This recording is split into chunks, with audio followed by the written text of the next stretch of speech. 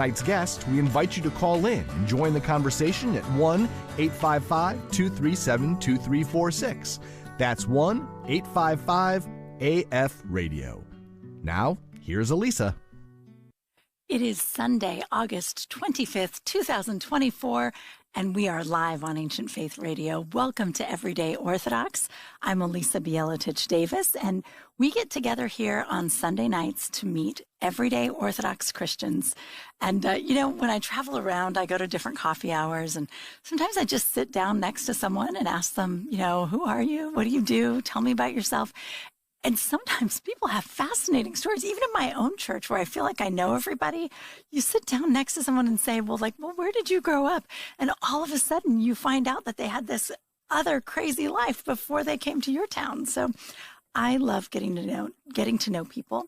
And I'm very happy to be able to share that with you. I'm glad that Ancient Faith has given me an excuse to be able to sit down and get to know someone every single week. I enjoy it very much. And I also just feel like it's a nice contribution to Orthodox unity in North America. We're all split up. We're worshiping in different jurisdictions, different languages sometimes, different calendars. We don't all know each other well enough. I'm in a Greek church. If you're in an Antiochian church or a Serbian church, our paths might not even cross, even though we're two Orthodox people in the same neighborhood. So I like to get together with different people from different backgrounds, different jurisdictions, and let's just all get to know each other. And we'll build up Orthodox unity the old-fashioned way through conversation. So tonight, we have a wonderful guest. I'm very excited to introduce you to her. But Matuszka Trudy Richter is right here. She's engineering the program. She's taking your calls. So if you call in at 1-855-AF-RADIO, that is 1-855-237-2346. Matuszka Trudy will answer the call, and she will patch you right through, and you can ask our guest a question. And, we don't get a lot of questions on Everyday Orthodox because we tend to be biographical. So it's not like hot topics, right? We're just hearing about somebody's life. And so you don't always know what's coming next, so you don't know what you would want to ask, but that's okay. It's totally fine. But if you are inspired to ask a question, and I have a feeling with tonight's guest, you may be, because Susan works with people just sort of healing, really, right? Like people who've struggled, who go through suffering, who've gone through trauma, and who are healed. I don't want to give anything away, so I'm not going to say anything more than that. But just, she may be someone you might want to talk to. But at any rate, feel free to give us a call at 1-855-237-2346. That's 1-855-AF-RADIO, if you wish. We are streaming on YouTube, which means that you can see our smiling faces there. We are also on Facebook Live on the Ancient Faith Ministries page. We are at ancientfaith.com and also on the Ancient Faith app. Okay, without further ado, I'd like to introduce you to Susan Habeggar. And I'm assuming, Susan, that I'm saying that correctly, but it struck me it could be Habegger, and I've never asked that. I don't know. Habegger? It's been said many ways. It's Habegger. Sure. Habegger, okay. You guessed correctly.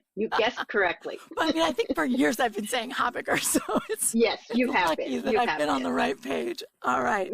Well, Susan is the founder and director of Thrive Life Skills, and that's an international ministry organization. So she has lived and worked for over 30 years with suffering people around the world. But not until she unexpectedly met suffering herself firsthand did her thoughts on healing really transform. And it inspired her to write a book called A New Song, which is right here. It's a very beautiful book. And it sort of walks you through really in the second person, like talking to you and giving you things to think about and things to work on in your own life. It's really neat, actually. And Susan lives in Michigan with her daughter and her family, where she explores the Lake Michigan shores, which, as you may know, are very beautiful. And her constant companion at home or traveling is her good shepherd, which I think is just adorable. But Susan, welcome to the program. Thank you. I'm so happy to be back again. Well, I'm happy to have you back, and I should let our audience know that you've been on the show before, and so we've talked about your childhood and the beginning of your story already. So if anyone would like to, catch up on that, just search Susan's name and Everyday Orthodox, and the first episode will come up. And we don't want to just retread the same stuff, so we're going to just more stick to the book, and something new with the book, a leader's guide for small group study. And this can be really helpful. I know in my own parish, we have a ministry called Bringing Your Brokenness. And it's about, how we're all broken, and we call on Christ to help us work through that. And this book would be a great way to start a ministry like that, frankly. This is a really beautiful thing. But so, Susan, tell me, where'd you get the title, A New Song? Well, actually, I got the title while I was in India on a trip, and I was thinking about this possibility of writing this book because I had, for Thrive Life Skills, I had written a course called Moving Forward from Trauma, and that came about after my experiences, unexpected things in my life that, as you said, set me thinking about suffering and pain and healing in a different way than I had before. And so as I was going through that, God nudged me, pushed me, pulled me to write a course called Moving Forward from Trauma. And it was teaching and training people to then take their own people through that process. So my first on the road with that was 6 weeks that I went to 3 weeks in a refugee camp in Thailand, Mela refugee camp, and then 3 weeks in the northern area of India. And it was when I was in India that I was preparing for a multitude of devotionals that I was going to need to give to women along the way. And I went up on a rooftop, actually, and was asking God, what should I share with these women? And I kept feeling like I was to go to the book of Ruth. And I told God, no, I don't really want to do the book of Ruth. I told God no. Everybody tells the story of Ruth. I want something different.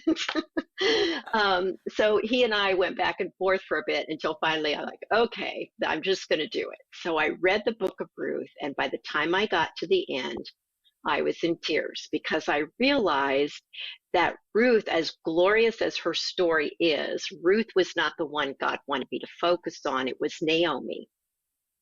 And as I read and discovered Naomi's story of suffering and pain and life turning out not the way she had expected, her raw expression of that to the women around her and to her God, and then finally coming to the end and recovering that sense of joy and that singing, God put Psalm 40, verses 1-3 into my mind, that she had cried out to God and he had set her feet on a rock and given her a new song, a song of praise to her God, which then included and brought others into that story as well. So that's where the title came from, as I then knew that I was going to begin writing on that.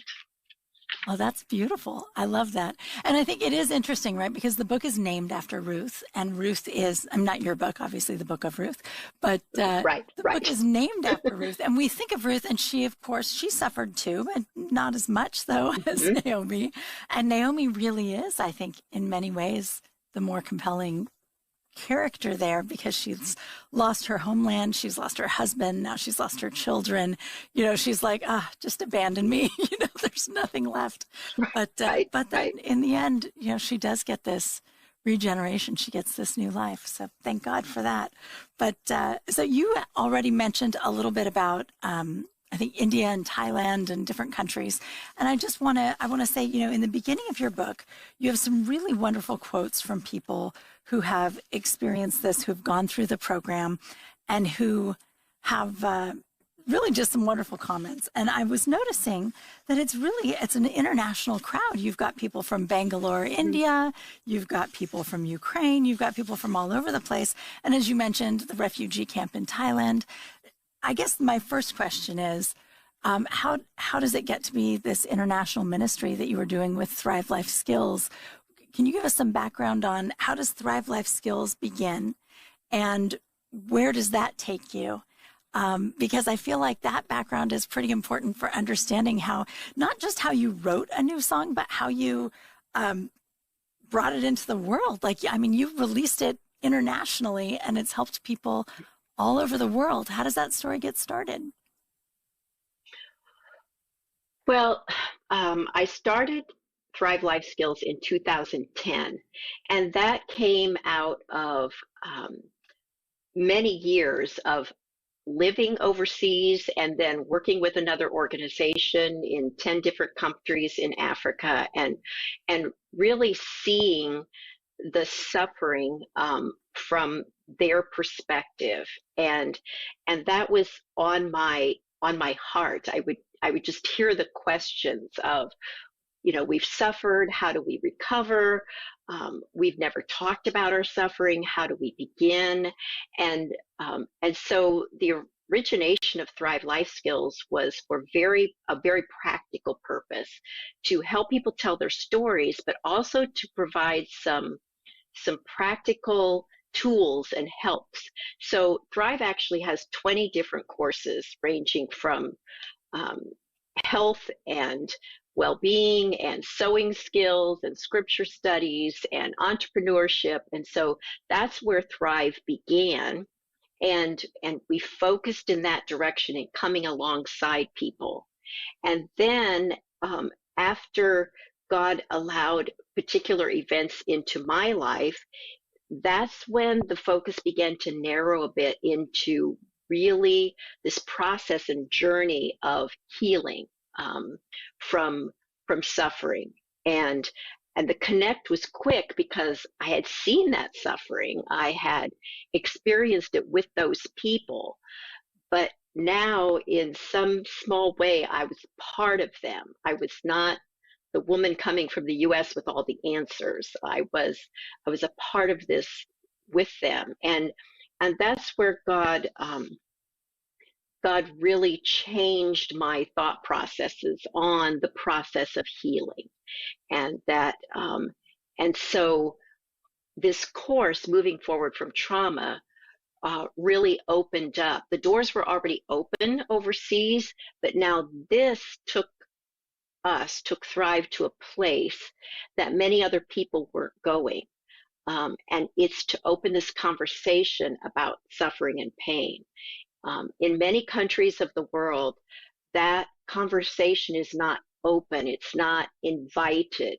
Many times here in the U.S., we, tell the person on the bus next to us what's happening in our lives. But in many other places of the world, that's held very close. And to share my suffering might mean to feel shame, or to feel loss of faith, or to feel like I'm not strong, or that I'm complaining, and that's not a good thing to do. And so that caught fire quickly for us to come along and say, we're going to open this conversation, and we're going to give you the opportunity to talk and to share.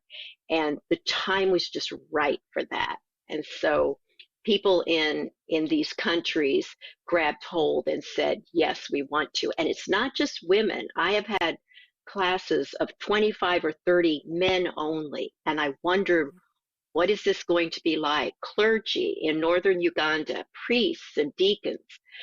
And how will they respond to this conversation? Will they engage, or will they feel like we shouldn't share this? But the Holy Spirit would just open, and that conversation was so wonderful.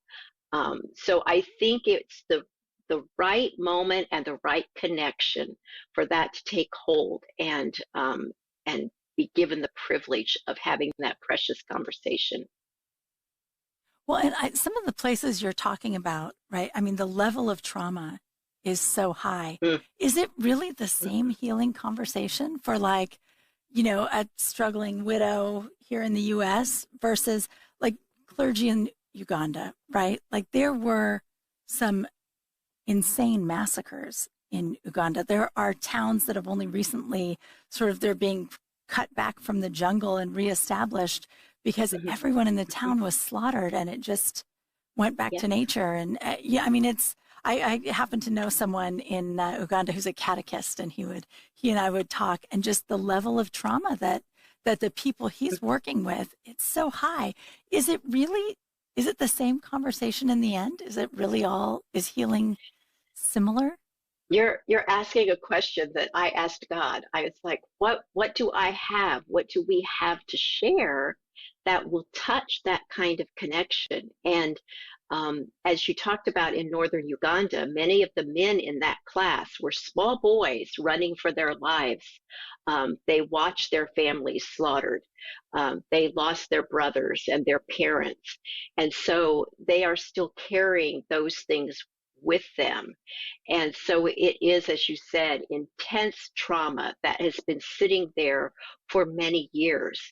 And so the conversation, what I tell people is suffering is not uh, comparable. We don't, there's not some level that, oh, your suffering is more. And so it hits this bar and mine is less. Suffering to each person is their suffering. And we feel very deeply. And so in many ways, the conversation does come around to the same place.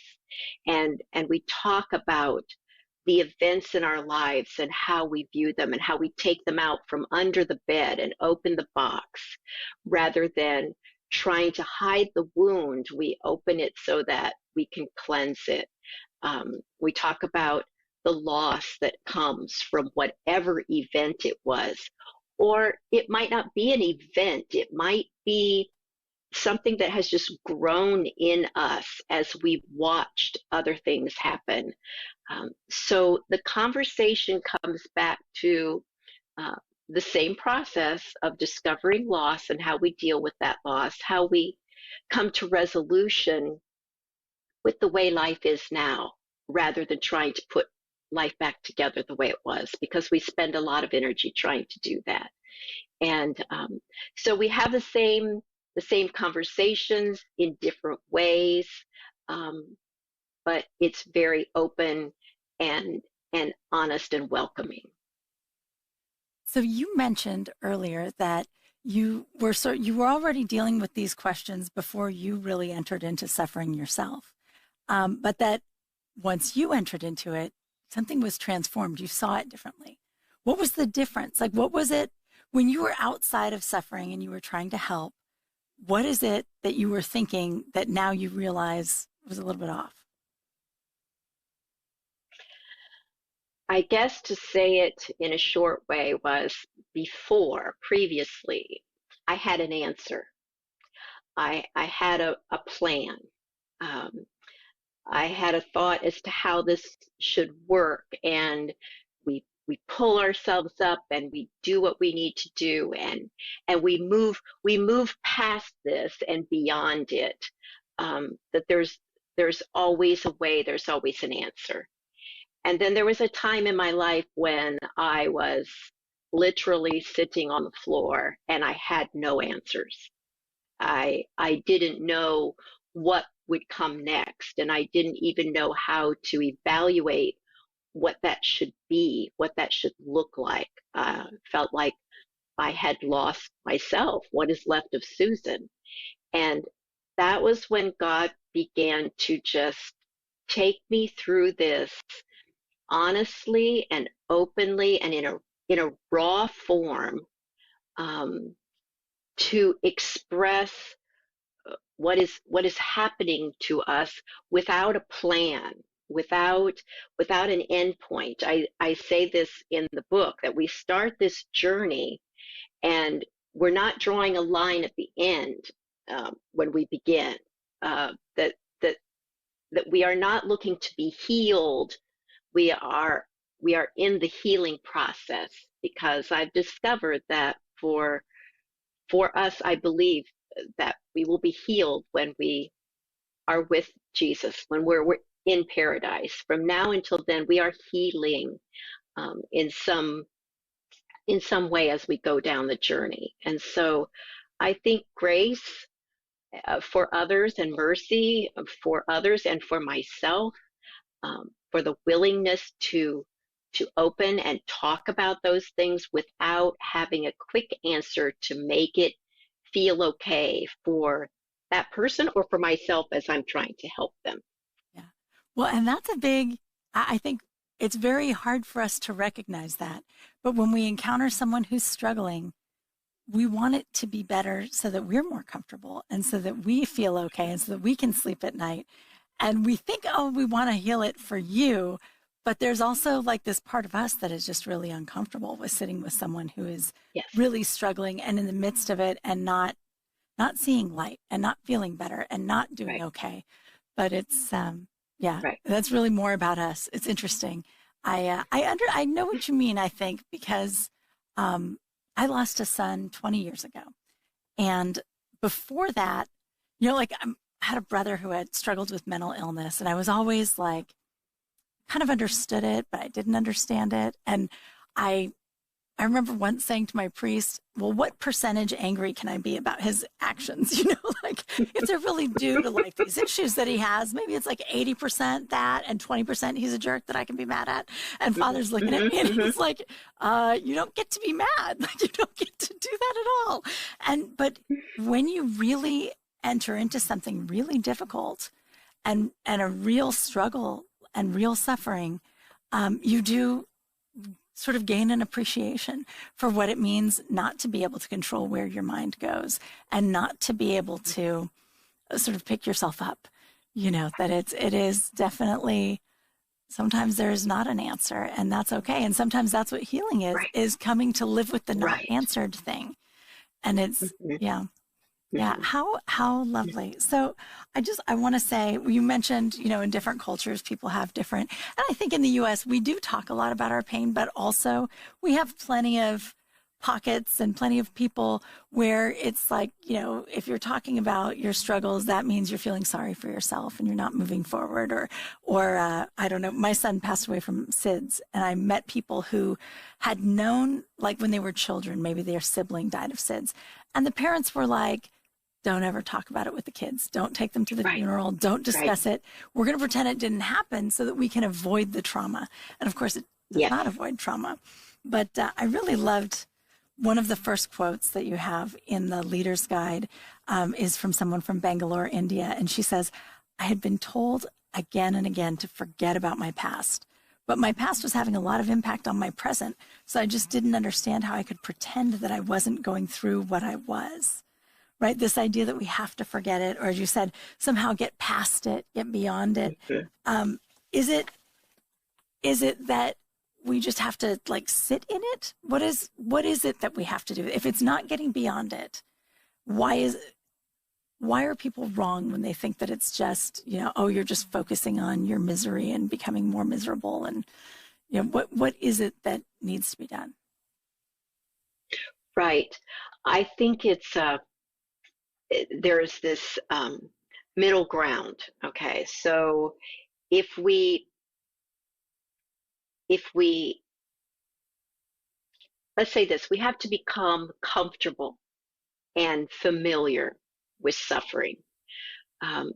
We do all that we can. Maybe I should speak for myself. I usually do all that I can to avoid suffering, whether it's physically or emotionally in any way. I want to avoid it. And if God gave me a buffet list of my sufferings, there would be certain ones I wouldn't choose. And so that's probably why he doesn't give us that opportunity. But when we have suffered, and even previous to, if we have not had great pain and suffering, it's wise for us to become familiar with it, to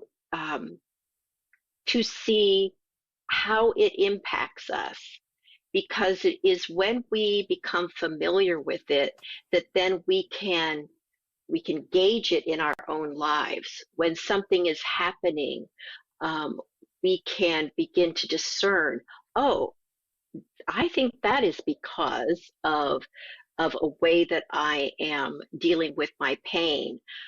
Because otherwise, the unknown, when we keep something unknown, it continues to threaten us and continues to cause us difficulty. So so first, aside from our own suffering, we must become familiar with the idea of suffering, and then it comes to our own personal suffering. And I believe it's wise for us to become familiar with that, to see what losses we did experience in our lives, the very clear, obvious ones, and those that are lurking underneath.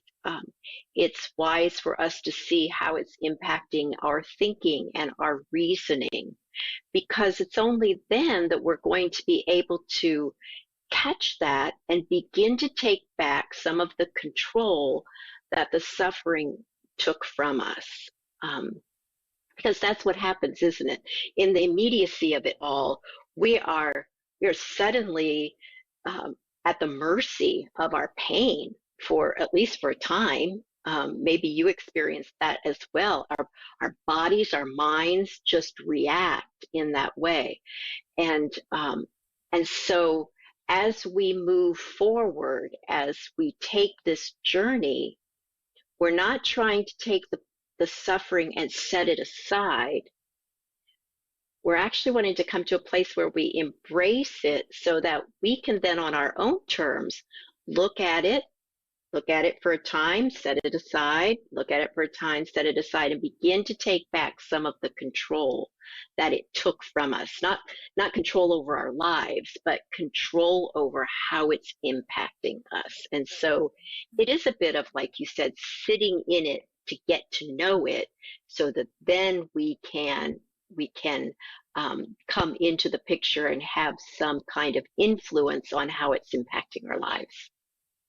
I love that phrase, get to know it, right? And it really is that you have to understand it. You have to see it. And because it impacts our reactions to things, certainly, right? If it doesn't impact your circumstances, it's going to constantly impact how you react to things around you. And you may not even realize it unless you've really looked at it. But Right. I love that too, because I think that I think when people think about sort of sitting with it and really just focusing on it for a little while even, they think of themselves as just drowning in sorrows. And it's like, no, you're drowning every day already, because you've got all of this. Yes. It's just kind of happening, and it's happening in your heart and in your head, and you don't see it or recognize it or control it. It's not that you're going to drown in it. It's that you're going to like sit with your head above it and feel it and get to know it. I think that's a very lovely way of putting it. And yeah. But so I do. I was just going to say there's a chapter in the book titled "I Am Not Consumed," which speaks to your point of feeling like, if I look at my suffering, in fact, that's the first line, if I look at my suffering, if I face my trauma, it will destroy me, it will consume me. And so we look at that idea and how Lamentations takes us there and tells us, this writer says, I remember, he goes through, I remember, I think about it, I well remember, my soul is downcast, yet I call to mind. So I think all throughout Scripture, God gives us examples of not saying you have to set this aside and ignore that this has happened. Embrace it and see it, and then see me in it as well, just as Naomi did. She saw her pain and she saw God in it, and that was the connect. I love that. Well, and I think I'm endlessly fascinated by the way that we can be faithful Christians and very religious people. We have all these ideas in our head that don't make sense with scriptures at all, right? So this idea of pick yourself up and move ahead, it's like, well, in the scriptures, they're always, if I forget you, Jerusalem, right? I'll never forget you. I'll never forget this lost, beautiful thing that I had, right? That, we're not really built to just forget it. And I like how you're saying that it's really it's connecting God in the suffering. And as Orthodox people, in theory, we know that there's so much wealth in suffering, that we actually benefit by suffering. And it's, but then, people, I think, are afraid to think of that because they don't want to blame God for their suffering. And I know that you talk about that as well in the book. You spend some time sort of just asking this question: why is there suffering? Why is there evil in the world? Why is there loss in the world? Why, if God is so powerful, why doesn't he just fix it? Talk to us a little bit about that. That was a very important part for me to put in the book, because the questions come up. They come up in our minds, in my mind, and I know they come up in other people's minds as well. We have this whole conversation about why, and so it's actually broken down in the book into several different chapters. There's the why is there suffering, and I won't go back and teach all of that, but it's a bit of the idea of walking down a dirty road. You walk down a dirty road with potholes, and the cars drive by and splash you, and you're going to end up at your destination with mud splattered on you. And the reality is, we experience suffering because we live in this world. We live in this broken world, and so it, in a sense, is part of the journey that we must travel. It's part of the road that we travel, is that there will be suffering. Why did suffering happen to me? And then where is God in the suffering? And this is a hard conversation because many people are willing to seek God in their healing, but very much afraid to seek God in their suffering. And it's one of those conversations, there are several of those, many of those, that we can't come up with definitive answers that are just going to, solve all the problems and all the conundrums. We come to the point of looking at who God is, who he says he is, and what we know about him, and trusting that. So I'm a very visual person, so I like pictures, and we have a lot of working things in the book, things that we do hands-on. And so one day I was sitting thinking about this whole idea, and God just taught it to me in my own visual way. And so in the book I share that with you all, as far as how we kind of picture life, and then perhaps the reality of what it looks like, which changes the perspective from God interfering in our lovely life with just a few clouds and sunshine, and we're making it through. It changes, and then the events of suffering come in, and we think, what, God? Why would you allow that in? When the actual visual is that there are so many opportunities for suffering swirling constantly about us. And the reality is that God is protecting and maneuvering and caring for us. And then at those particular moments, his hand allows only particular ones to touch us, and he's right there with us. And it just changes the whole picture, just something of accusation and despair to a place of gratitude and safety, with this God who is there with us in our suffering. So it doesn't answer all the questions, and I tell you that. I'm not going to answer all the questions, but perhaps we'll have a different perspective as we see us and our God in the suffering. I love that. And I think ultimately perspective is everything, right? And so I think that's really what A New Song is giving, is it's helping you work through and sort of tell your story and see your story and gain some perspective on it so that you can heal and so that you can live a better life, whatever that means in your case, right? Well, we're going to take a very short break, and then we'll be back with Susan Habegger, and we'll talk more about A New Song. We'll be right back. Everyday Orthodox with Elisa Bielatich-Davis will be back in a moment. Give Elisa and her guest a call at 855-237-2346. That's 855-AF-RADIO. People often complain that the Divine Liturgy is always the same, week after week. But every ritual, phrase, and action in the service has meaning and purpose, drawing in worshipers with its hymns and prayers and allowing ordinary people to leave the world and enter heaven for a short time.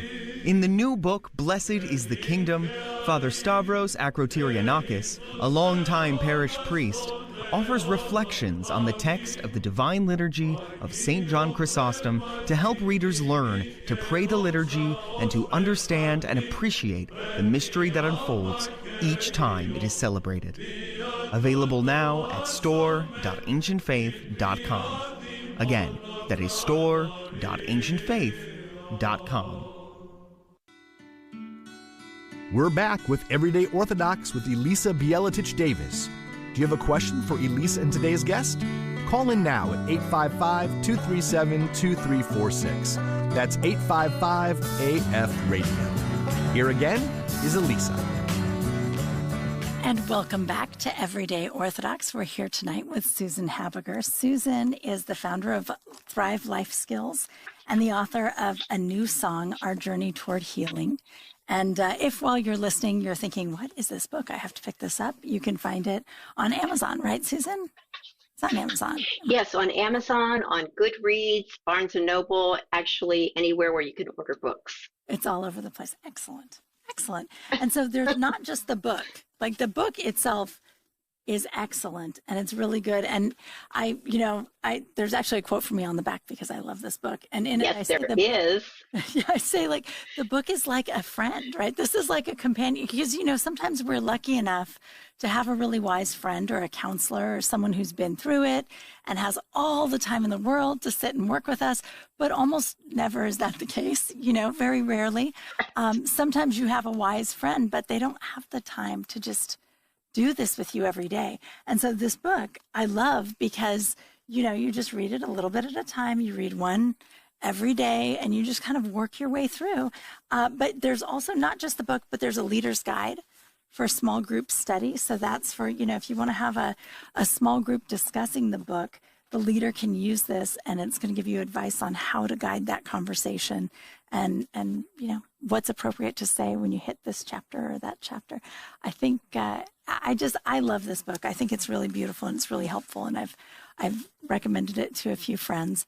I loved earlier you were saying, and it's in the book as well, this idea of sort of walking down a dirty road and you're going to get dirty too, right? Or I once had a friend who was frustrated because she was like, well, bad things keep happening to you. And I was like, she's like, why is God doing that? And I was like, it's more random, like gunshot, sort of like a shotgun, how it just has all those pellets, and you just never know how they're going to land. And, nobody's aiming at me. But I love this idea of the dirt on the road because it makes more sense in that sense. It's not like, why is anybody shooting in the air in the first place? But it is a broken world. And it just struck me as you were talking about it that God has not fixed this world yet, but he is remaking the world. And the world won't always be broken. And you and I won't always be broken. He's remaking us. Right. And he remakes us faster than he remakes the world. The world is like, it took millions of years to make, and it is apparently taking at least thousands of years to rebuild or to remake it into this new heaven and new earth. But, he starts with us and he remakes us. So thank God for that. And this book is very much, it's a walk through scripture. It's a walk with God. And that I think can be especially healing. I mean, if you're a faithful person already and you're going through something, that's very helpful. But also if you're struggling with blaming God, if you're struggling with trying to figure out how to be friendly with God after he has allowed this thing to happen, this is a good book because Susan talks very directly about all of those kinds of questions and more. But I really love that you take this to, it's like there's your personal healing, and then you take it to our response to others. You have that chapter there. And of course, with your own situation, you went through your own struggle and suffering and healing, and that impacted how you worked with people with Thrive Life Skills. in what way, what are the pitfalls about how we react to others, and how can our own suffering help us learn how to be, ultimately more Christ-like? Right.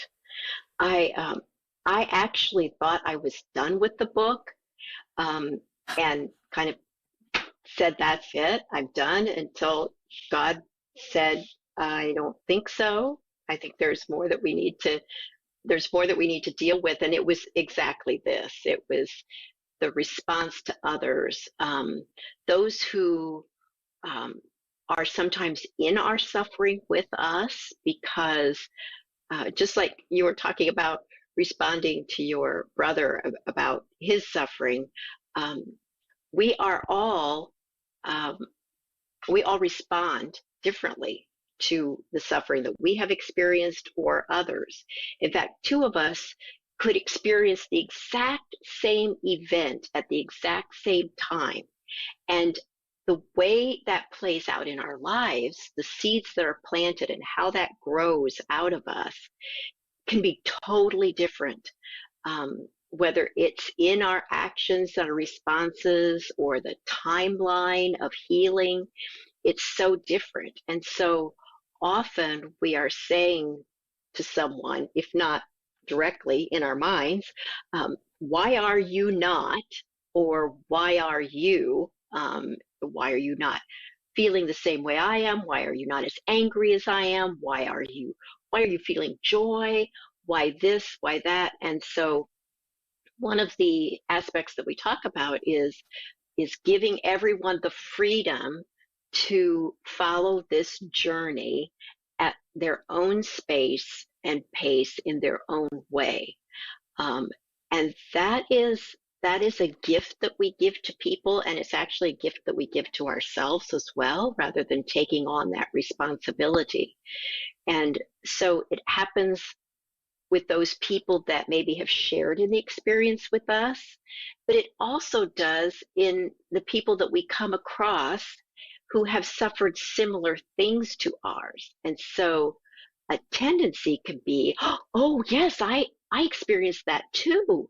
And so let me tell you what would be best, and how you're probably feeling right now, and that's never good, because we need to allow that person, we want to allow that person to experience his or her pain and suffering on their own journey. And so that is something I think that I have learned about this whole process, is in helping others, even if it comes out of my own story or relates to my own story, I'm there to come alongside as someone walks that journey, not to pull them or push them along, but to be there with them. So that's one way. And then, of course, there's the interaction with those who have actually harmed us, those who were the perpetrators, those who caused the pain. How do we respond to them? And there's some good time given to that in the book, because it's not all just cut and dried. I don't believe that there's one way that you can say this is what you do to or for those people who have harmed you or have caused the pain, because I believe God speaks into that in very personal ways, and that we have somewhat misinterpreted some of those suggestions, especially when it comes to forgiveness. How so? Talk about forgiveness, because I think it was actually the next thing that I wanted to ask, but forgiveness is really interesting, right? Because as Christians, we feel, okay, you're supposed to forgive, and then you get into some situation where someone does something that just really profoundly shakes you and changes your life, and there's no undoing it, and there's no fixing it, and you find out that you're not as forgiving as you thought you were, and you find out that you can forgive someone and then the next morning wake up and not feel so forgiving anymore. And it's interesting, right? Because it's not a one and done thing, and it's not even necessarily linear. Like, what have you learned about forgiveness over these years? I think I would go back to, I guess this says a lot about me in my previous time is that I thought I had an answer. And I think we have answers for forgiveness and how to respond. And it sounds so cut and dried. We take it from Scripture. We say, well, we're supposed to forgive. But I feel that we often in the church, in a spiritual world, we have taken on some perhaps wrong thinking about what forgiveness is. I know for me, it was often connected with forgive and restore, that it was a package deal, that you forgive and make things back the way they were with that person, whatever it might be. And there are times, there's probably the majority of times that's what we want, that God does have a ministry of reconciliation, and we're able to forgive, whether there's repentance, and then we can forgive, and there's restoration, and there's reconciliation. But oftentimes in some very serious avenues of harm and abuse and hurt, there is forgiveness, the possibility of forgiveness without restoration. Mm-hmm. And some might push against that, but I think that's very true. And I think it has to do with the understanding of what forgiveness is and what it is not. So forgiveness, in my mind, I had spent a lot of time with God on this because it was something that he and I didn't always agree with in the beginning. But forgiveness is releasing the need for vengeance, releasing the need to get back. God teaches us that very clearly in his word. And so it's giving that up to him and not taking that on ourselves. Forgiveness is taking on the possibility of seeing good for that person in the future. So not being consumed with the idea that whether I do it or not, nothing good ever happens to that person again. And so I say that forgiveness is it's a gift. It's not something that I give. It's a gift to me. Okay, so it's not something that I give. Forgiveness is a mystery that I embrace for me. Other people are not dependent on my forgiveness for their spiritual forgiveness. That must come from God. And so when people demand that I forgive them as part of their spiritual healing, that's not spiritually correct. So forgiveness is a release to God, and it is not always proven by restoration, but it does come through peace.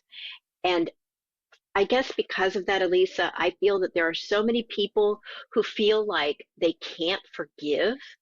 They're trapped in this place of even feeling undone and ashamed and disobedient because they think because they cannot restore that person to a former place, that it means they can't forgive. And I so want to tell those people, yes, you can. You can be obedient. You can forgive, even if that person never repents, even if you can't restore that person to a former position because it will be harmful. You can still obediently forgive. And again, it is a journey and a process. We're on the journey of healing, and we're sometimes on the journey of forgiving. As you said, one morning you might wake up and think, oh, now here we are. But you're on that journey of forgiving, and that's where God wants us to be. I had a conversation with a friend, and it was partly informed really by reading your book. And also, I think, most of us who are divorced have gone on a journey of forgiveness in some way, or have tried to, whether Yes. we've succeeded or not, right? Yes. Because that's such a complicated and difficult and painful thing. Yes. But one of the things I remember she was saying, she just couldn't forgive someone. And I said, well, can you pray for him? And she goes, yeah. And I said, well, if something good happened to him, but you couldn't see him, he was on the other side of the world, but something good happened to him, would you be happy about it? And she's like, yeah. I said, well, then you're fine. Like, you've forgiven. Like, that's all it is, right? I mean, it's not, I'm going to invite him to my house tomorrow and we're going to sit down and, snuggle and watch a movie together. Like, that might not be possible. And that might not be wise. God can forgive like that and stay close to you because you can't hurt God. Yes. Yes. Sometimes it's a gift to someone to eliminate their ability to harm people, because the more they harm people, the more damage they do to their own soul as well. But it's but it's a complicated thing. It's hard to feel like you've forgiven if you're not best friends again. But it's I think you're right. I don't think that's really what forgiveness is. That sometimes is the result of it. No. But that's not what the forgiveness itself was. Exactly. And that forgiveness then turns around and I have to be careful what I say. Does it impact that other person? Not so much as it impacts us and our relationship to God. And that's why I tell people, you can forgive even if that person has not repented. You can still experience forgiveness that connects us in that relationship with God, which it's a gift from him to me for my good and for his glory. It's between me and God. It's not really between me and that person. And if we can take it away from that, then it makes it a little easier. Yeah. Or at least a little more possible. When I was a kid, that's what I was taught, was that you don't have to forgive unless someone repents. And I was like, well, I don't think that's what this Bible says, And it was, but it's true, right? Because it's not about their behavior. It's more about it's perspective. Just like your perspective on your own pain, it's your perspective on them and being able to say, well, there's a broken person in a broken world who's done some things that are pretty painful to me. Right. Like that's being able to say that's a broken person in a broken world is not the same thing as saying, oh, that evil, terrible, right? So you've released that and that's good. Right. That's part of, that's one of the definitions of forgiveness is recognizing that person as a fellow image bearer of God and a fellow sinner who needs God's provision, Christ's salvation. That to recognize that. So maybe, I don't know, maybe is it that the word forgive is so hard? Maybe we don't use the word forgive. I don't know if there's another, but God uses that, so we must. But it's a way, as you said, it's a perception of seeing and embracing that with God.